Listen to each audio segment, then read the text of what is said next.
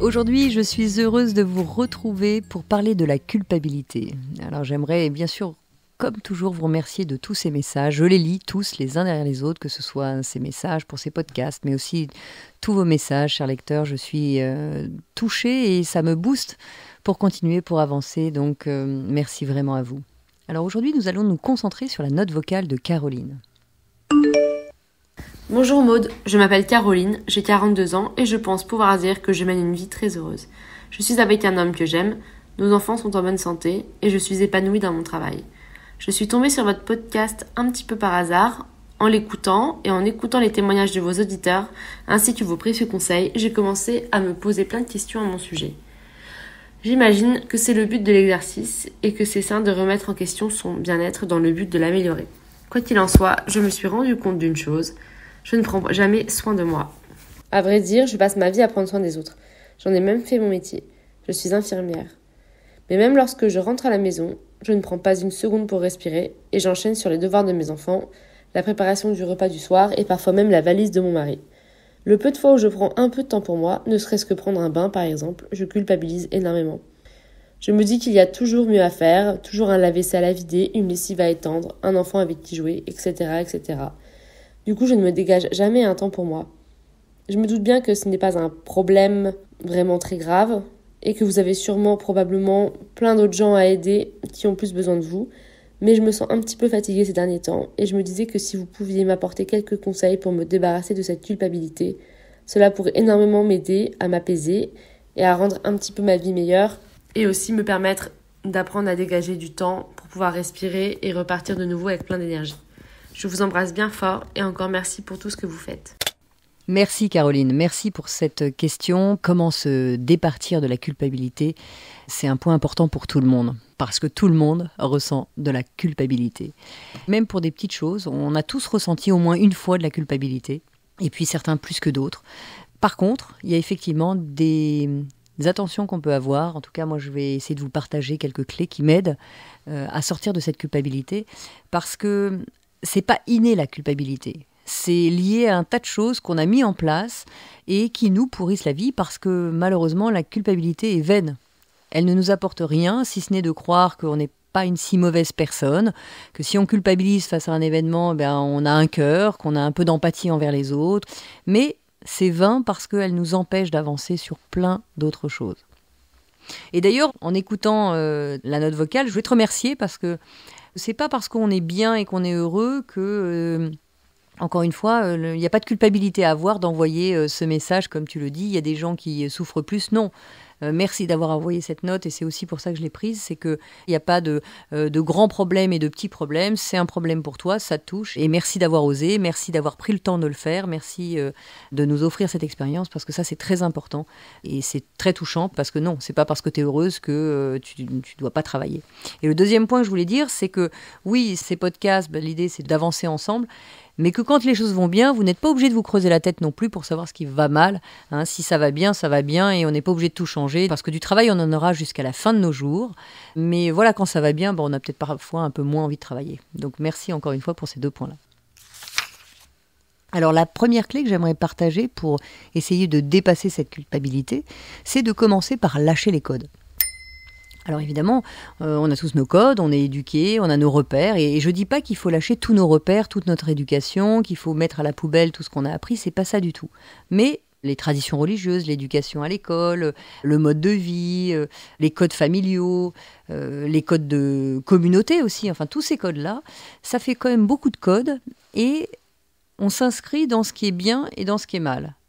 Et alors évidemment, quand on fait quelque chose qui est plus lié à notre cœur, mais qui ne s'inscrit pas complètement dans le code de ce qui nous a été inculqué, eh bien on commence à culpabiliser, je suis une mauvaise personne, on se juge et on s'alourdit, alors que simplement on n'a pas forcément envie. Il y a peut-être des moments où vous avez aussi besoin de vous donner un peu d'attention à vous, et à ce moment-là, oui, mais je culpabilise si je n'aide pas mon voisin, si je ne fais pas ceci, je suis une mauvaise personne, moi c'est pas ce qu'on m'a appris dans ma religion, c'est pas ce qu'on m'a appris à la maison, c'est pas ce qu'on m'a appris à l'école. Et là, on commence à se stéréotyper finalement et puis se dire là on est bien, là on n'est pas bien. Non. Commencer par lâcher les codes, c'est faire le maximum de ce qu'on peut en phase avec nous et en bienveillance aussi avec nous. Et on ne peut pas être tout le temps près des autres. Moi, ça m'arrivait souvent de m'oublier complètement. J'étais à 2 doigts d'un burn-out parce que j'étais pris dans une passion et puis finalement, je m'oubliais complètement. Et à force de s'oublier et puis d'être présent pour les autres, finalement, j'étais plus là. Et il m'est arrivé tout récemment, d'ailleurs, d'avoir été un peu plus loin que ce que je pouvais donner. Et puis, j'ai évité de peu la catastrophe parce que je me suis endormie au volant et j'ai eu un accident. Et j'aurais pu en mourir et j'aurais pu aussi embarquer d'autres personnes avec moi. Donc finalement, à vouloir aider trop les autres, qu'est-ce qui se passe ? On peut aussi soi-même s'oublier tellement qu'on fait plus de catastrophes et on dessert même les autres. J'ai eu la chance de rien avoir et d'embarquer personne, mais ça aurait pu être une catastrophe. Donc vous voyez, lâcher ses codes et commencer par se respecter un peu soi-même, c'est pas pour autant tout envoyer valser dans ce qu'on a appris et considérer que tout est mauvais. Non, bien sûr que non. Tous vos codes sont importants et c'est aussi les piliers de votre vie. Mais vous pouvez prendre un tout petit peu de recul, détendre un tout petit peu ce qu'on vous a appris pour pouvoir vous écouter davantage. Et ça, c'est quelque chose qui m'a vraiment aidé pour arrêter de me flageller dans ah oui, mais bon, si vraiment je suis pas toujours dispo pour les autres, c'est que je suis finalement une pas si bonne personne que ça. Eh bien, naturellement, il y a un truc en moi qui se contracte et c'est ce qu'on appelle souvent la culpabilité derrière. Donc la première clé, c'est de lâcher les codes. Et quand je dis lâcher, vous avez bien compris, c'est prendre un peu de distance avec ces codes. La deuxième clé, qui a été une révélation totale pour moi, c'est de me rendre compte que tout s'équilibre. Ça veut dire quoi ? Ça veut dire que bien souvent, quand je culpabilisais, j'avais le sentiment que l'autre avait quelque chose à perdre. Et alors vous voyez bien comme ça nous ramène à cette humilité, comme quelque part notre ego se croit plus fort que tout le monde. Par exemple, si je reprends l'exemple de Caroline, évidemment elle a le sentiment que les autres ont quelque chose à perdre si elle ne s'occupe pas d'eux. Donc elle rentre de l'hôpital, elle a travaillé déjà toute la journée en donnant aux autres, et puis quand elle rentre, elle doit encore s'occuper des enfants, du bain, de la cuisine, etc. Et le simple fait de prendre un petit temps pour elle, c'est déjà trop et elle culpabilise. Pourquoi ? Parce qu'elle a le sentiment que les autres vont perdre quelque chose si elle ne s'en occupe pas. Et là, je vous invite à, quand vous sentez cette culpabilité, de vous ramener à vous et de vous dire, bon, alors ok, si maintenant je sors de mon ego et je suis un tout petit peu plus humble, peut-être que vous allez vous rendre compte que les autres peuvent agir sans vous ou un temps sans vous. Ça ne veut pas dire pour autant qu'ils n'ont jamais besoin de vous, mais que dans ce moment-là, vous serez beaucoup plus disponible pour les autres si vous prenez un petit temps pour vous. C'est le cas, par exemple, je me rappelle lors d'un coaching, une personne qui était tombée amoureuse de quelqu'un d'autre et qui n'aimait plus son mari. Et elle culpabilisait tellement à l'idée de le quitter que, au final, elle restait, mais elle était malheureuse. Et comme elle était malheureuse, lui l'était aussi. Et puis finalement, il n'y avait plus de couple, mais voilà, et elle vivait mal. Et cette culpabilité était vraiment liée au fait qu'elle avait tellement peur qu'il se passe quelque chose pour son mari, qu'il se suicide, que finalement, elle restait avec. Parce qu'au fond d'elle, elle avait le sentiment qu'elle allait plus gagner que lui allait perdre. Et donc ce gain-là, cet équilibre gain-perte, eh bien c'est une fausse réalité. Parce qu'en réalité, tout s'équilibre. Pourquoi ? Parce que quand quelqu'un, et vous pourrez parler avec vous, autour de vous, de gens qui ont été quittés par exemple, bien souvent, quelque temps après, ils vous disent « Ah non, mais heureusement, parce que ça m'a permis de me révéler, d'être moins sous l'emprise de l'autre, et puis j'ai rencontré une autre personne qui m'épanouit davantage, etc. etc. » Donc finalement, tout s'équilibre, et c'est une fausse croyance que déjà de rester avec quelqu'un que vous n'aimez plus, c'est simplement notre ego qui nous rappelle que sans nous, l'autre ne peut pas s'en sortir, sans nous, l'autre ne peut pas être heureux. Mais non, cette personne ne pourrait être heureuse avec vous que si vous l'aimez vraiment et que vous lui donnez ce que vous lui donniez avant. Donc cette deuxième clé, j'aimerais la résumer par un gain-perte. Tant que vous croirez que l'autre va perdre davantage que vous culpabiliserez. C'est vraiment important de se rendre compte que à chaque fois, il y a cette notion de « j'ai le sentiment que je lèse l'autre » et quand j'ai ce sentiment de léser l'autre, eh bien, je culpabilise. Je m'occupe pas assez de ma mère, je m'occupe pas assez de mon père, je m'occupe pas assez du voisin, donc j'ai le sentiment qu'il est en train de perdre quelque chose. Et donc, que je gagne plus en m'occupant de moi, que je suis plus égoïste, etc. Et là, boum, je mets en place ma culpabilité. Dès que vous rééquilibrez en disant non, là je prends un petit temps pour moi, ce qui va me permettre d'avoir plus de temps pour l'autre après et d'être plus disponible pour l'autre, à ce moment-là, ça s'équilibre à nouveau. Donc la deuxième clé, c'est de bien vous rendre compte que si vous lâchez le gain-perte et l'équilibrage, vous allez être au bon endroit. La troisième clé que j'aimerais partager avec vous, c'est de passer de la culpabilité à la responsabilité. Ça veut dire quoi ? Ça veut dire s'orienter davantage action que victime. Souvent, quand on culpabilise, ça nous donne une bonne raison d'être victime. Ah ben à cause de mon mari, à cause de ma femme, finalement je suis pas heureux parce que je dois m'occuper de lui tout le temps, je dois faire à manger tout le temps. Enfin, et on est en victime finalement. Revenons à notre responsabilité qui est ok. Si ça ne me convient pas, je me responsabilise et je mène les actions et les choses en phase avec ce qui est juste pour moi. Donc prendre la responsabilité de ce qui nous arrive, c'est de passer à l'action. Et plutôt que de se dire à cause de moi j'ai raté ci ou ça, je m'oriente vers l'action qui pourra me permettre d'activer mon pouvoir personnel, mon pouvoir propre. Je sors de cette plainte et j'essaye de voir quelle action je peux mettre en place, quel levier je vais pouvoir activer pour avancer. C'est ainsi qu'on passe de cette culpabilité, de cette victimisation à la responsabilité et je redeviens maître de ma vie. Donc toi, en l'occurrence, Caroline, prends ce temps pour te dire ok, j'ai besoin d'un temps pour moi, tu parlais d'un bon bain, pourquoi pas. Je me prends un temps pour moi, je demande aux enfants, à mon mari de me laisser dans ma bulle 10 minutes, un quart d'heure, une demi-heure. Je prends un temps pour moi pour me ressourcer et là je vais naturellement être bien plus en phase pour accueillir leur journée à eux aussi et passer du temps avec eux parce que je me serai ressourcée. Et là on est au bon endroit. Plutôt que, comme beaucoup, de rentrer énervé, d'entendre les enfants qui hurlent, ça vous énerve encore plus, vous n'avez pas de patience, du coup ça part en vrille, et c'est comme ça qu'on peut avoir cette situation-là. Et enfin, la dernière clé que j'aimerais partager avec vous, c'est de se donner de l'amour. En fait, je ne sais pas si c'est la dernière ou l'avant-dernière, parce que je vais vous en partager une autre encore, mais l'avant-dernière, on va dire, c'est se donner de l'amour parce que on a tendance, encore une fois, à trop se juger, trop se critiquer, trop se flageller. Enfin, vraiment, le maximum, on fait ce qu'on peut.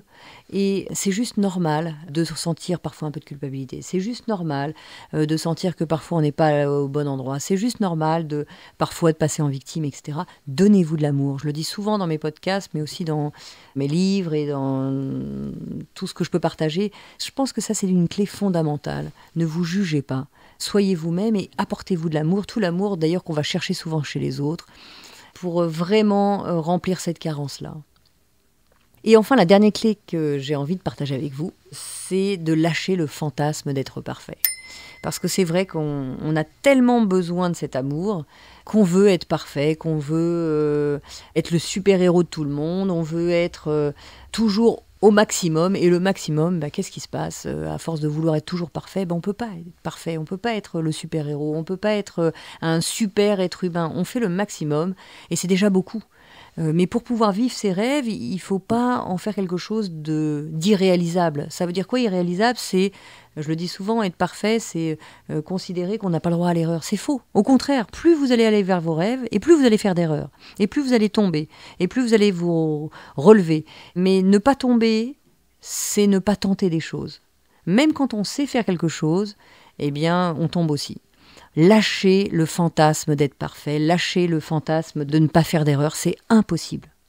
Et justement, c'est souvent, d'ailleurs, qu'on vous le dira, peut-être, moi en tout cas, on me le dit souvent, c'est dans ces petites erreurs, c'est dans ces petites regardez, vous voyez, celle-là, je ne vais pas la couper. Je vais leur demander de ne pas la couper. Vous voyez, mais c'est dans ces petites imperfections qu'il se passe quoi ?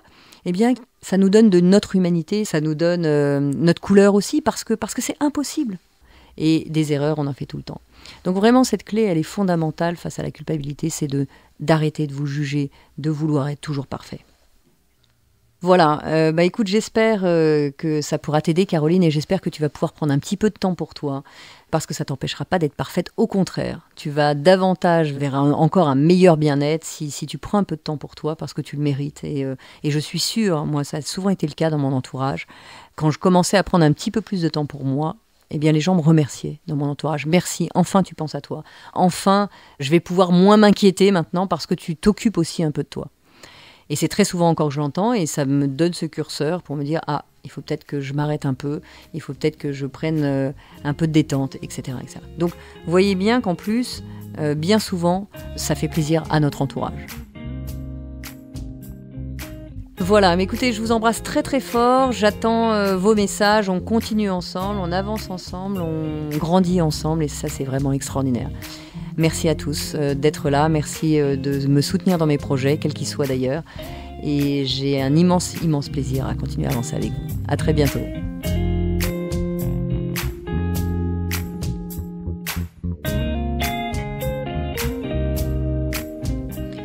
On se donne rendez-vous dans 15 jours pour le prochain épisode de ces questions que tout le monde se pose.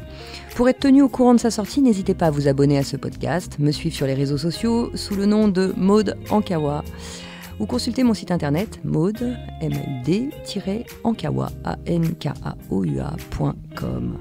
N'oubliez pas que si vous avez vous-même des questions ou s'il y a des sujets que vous aimeriez que j'aborde dans un futur épisode, vous pouvez m'écrire ou m'envoyer une note vocale à l'adresse podcast.erol@gmail.com. Vous retrouverez toutes ces informations dans le texte de description de l'épisode et je serai ravie de vous retrouver en librairie pour mes 2 romans, Kilomètre Zéro et Respire, le plan est toujours parfait.